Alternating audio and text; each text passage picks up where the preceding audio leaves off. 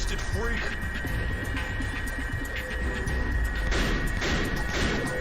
Second Sight, a psychic cult classic science fiction action-adventure game.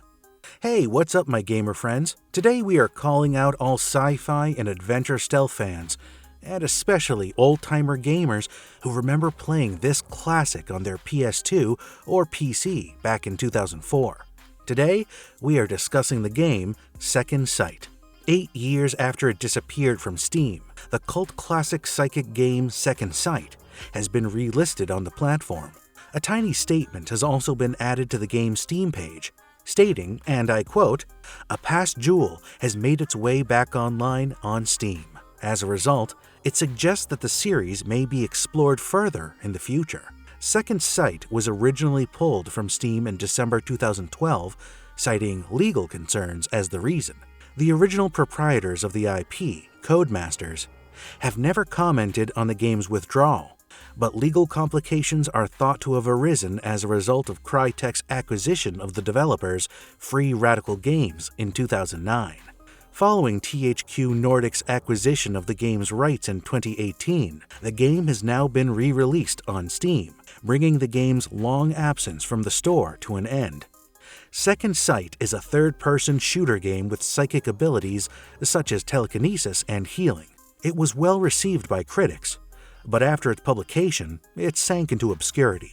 I am sure most of you haven't heard of this game considering its age, but you guys might want to ask your elder sibling or parent, and trust me, they do consider this game as vintage gold.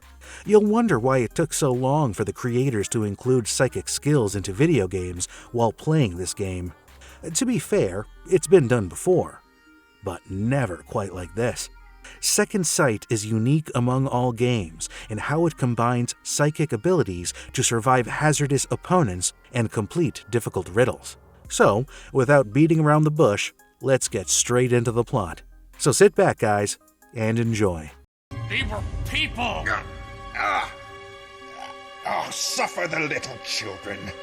The plot. Here's the gist. The player assumes the role of an American parapsychology researcher who wakes up in a medical facility with no memory of his past and incredible psychic talents, and uses these inherent abilities to uncover his past and involvement in a mission with the U.S. Marines Specialist Unit. Talk about the setting. The game is set in a universe where parapsychology exists, and secret parapsychology research programs were conducted after World War II in the Soviet Union, revealing proof that strong psychic abilities could be passed down genetically to other individuals. Between two different times in the same year in the late 1990s, the story takes place in locales across the United States and Siberia, as well as a training base in Germany. The game's major antagonist is the National Security Executive, NSE, a fictional U.S. government entity that wants to use parapsychology research for its own purposes.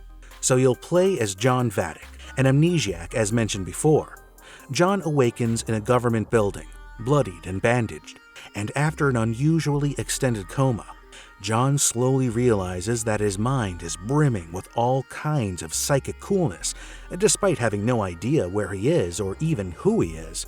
He has the ability to move things with his mind alone, heal himself with his mind, and even project himself out of his body. Regrettably, John awakens from his slumber without even a pair of decent underwear. You'll spend the next 15 hours or so sneaking into a mental institution, breaking into government buildings, and storming a Siberian base. You'll disclose a horrific conspiracy, confront perverted government officials, and uncover dark plots. John will experience many flashbacks which will help him recover a lot of his memories, including his name and who he was.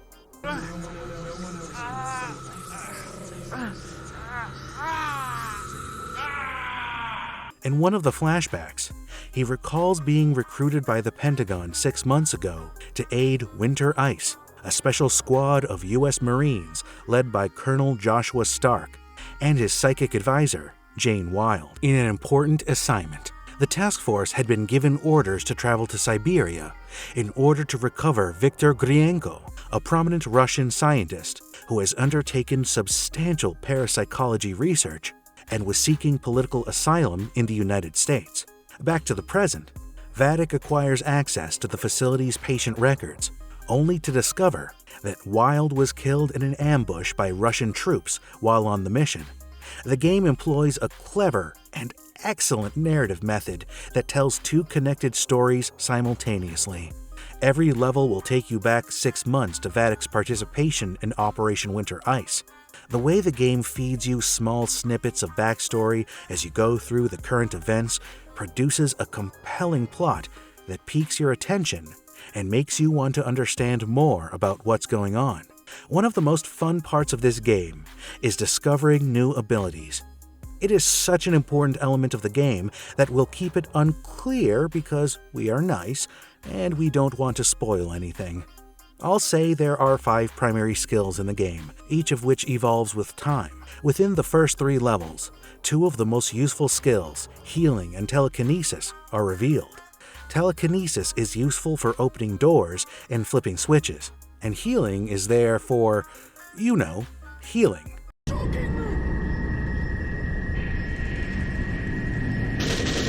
The gameplay. Players control the protagonist through a series of levels, completing tasks, fighting hostile enemies, and solving some minor riddles and puzzles. While most of the game's action is viewed from a third-person perspective, sometimes players are forced to change to a first-person view, crawling through a vent. Every level features a variety of situations, ranging from full-scale combat to the use of stealth and subterfuge to avoid enemies and achieve important objectives. Assault rifles, submachine guns, pistols, and sniper rifles are among the weapons players can use in close combat and gun combat, with the ability to hide behind cover and an aiming system that allows players to hit specific body parts on an opponent. Second Sight functions as a stealth action game with psychic powers. In addition to backing against walls and peeking around corners, Vatic can sneak up quietly and knock out an oblivious foe, or shoot with a tranquilizer pistol to silently eliminate a foe from afar. As well as use telekinesis, he can project an astral vision of himself to traverse areas inaccessible to his corporeal body, and to hurl objects and enemies around a room. You can also use a healing effect, psionic attack projectiles, and a charm that renders you invisible for a brief period to enemies. There are plenty of situations in the game where using your mind or shooting with a bunch of guns is either a good or a bad strategy. As well as enemies, the player must also avoid security cameras. They can be shut down if the player finds the computer terminal that controls them. In stealth mode, if the player is spotted by an enemy or camera, then an alarm is triggered that increases the number of enemies in the section of the level that the player is in, as well as triggering enemies to seek out the player and engage them. The alarm is only cancelled if enemies are unable to find the player after some time. Initially, the player only has a few powers, but they can unlock new ones and upgrade those they already possess throughout the story. When players are affected by such powers, they are either drained of psychic energy in a set amount or over time. If they are drained of psychic energy, they are temporarily stunned for a few seconds, becoming invulnerable. One unique power that the players gain access to at the start of the game is the ability to heal themselves, which later becomes the ability to heal allied characters that a player has in the later stages of the game. In some of the earlier stages of the game, players do not possess psychic abilities, so any damage they take must be repaired by means of first aid kits found within the level. Second Sight is well implemented thanks to Free Radical's experience developing shooters. Free Radical's biggest hit to date is Time Splitters, so it makes sense that the shooting is well done.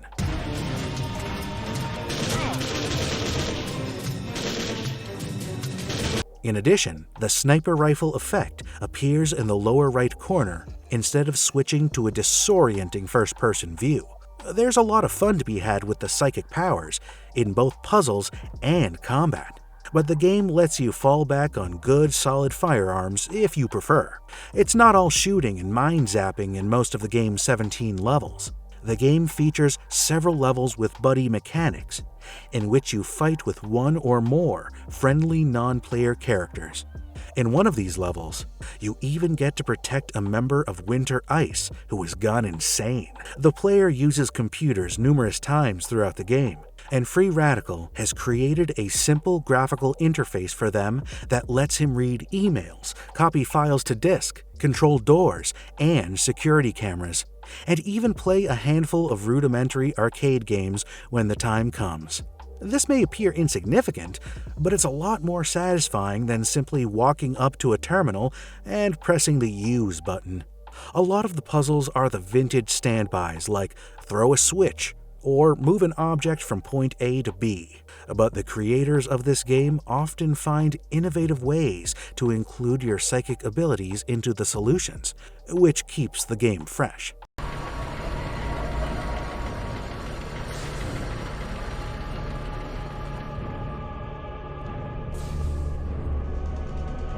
The developers. Second Sight was originally developed by British developer Free Radical Design, and they are best known for the Time Splitter series. However, in 2009, the studio was acquired by German developers Crytek and would be named Crytek UK, who are known for Crysis 2 and 3. The studio closed in 2014, and the majority of the employees were relocated to the newly founded Dam Buster Studios. The studio's original founders reassembled in May 2021 to create a new Time Splitters installment. Deep Silver is the moniker given to the current studio incarnation. In August 2018, THQ Nordic purchased the game's rights, and they will be able to reprint the game as well as create new titles under the terms of the agreement. And it was only them who relisted the game on Steam in April 2021.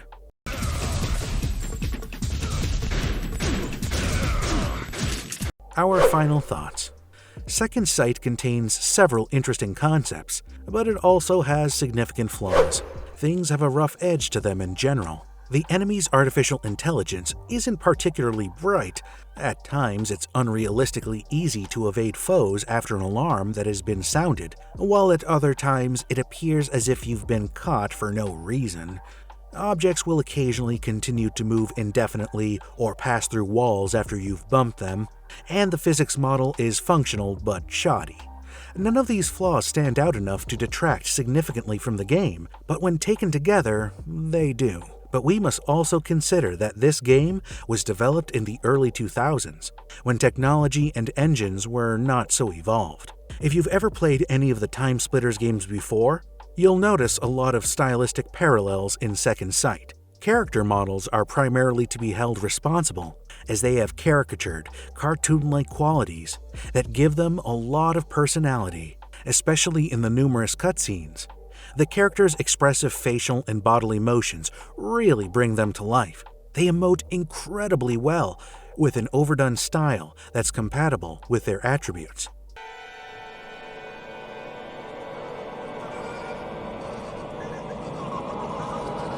As you go from Dubrensk, Russia to other locations in the United States, you'll notice a lot of variety in the backdrops. The game avoids using a lot of flashy graphical effects in favor of a simple aesthetic that is consistent across all platforms. You'll get a greater frame rate on the Xbox and GameCube versions, but it won't be as consistent. That is, the slowdown is more evident. If you wish to play one of the 3 versions, you should choose based on which system's controller you like, and they all look and play similarly. Because Second Sight is a story-driven game with a lot of cutscenes, there's a lot of spoken conversations. Fortunately, the acting is of a reasonable standard.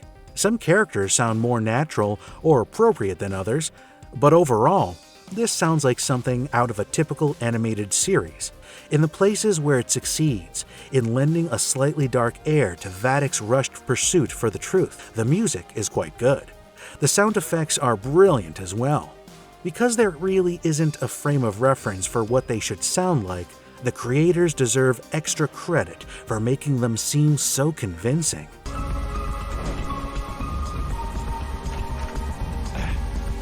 Metacritic gave the game positive reviews on all platforms except the PC version, which garnered average reviews. The game was featured in the book 1001 Video Games You Must Play Before You Die, which was published in 2010. Some have compared the level design and gameplay to Half-Life, while others have compared it to Doom 3.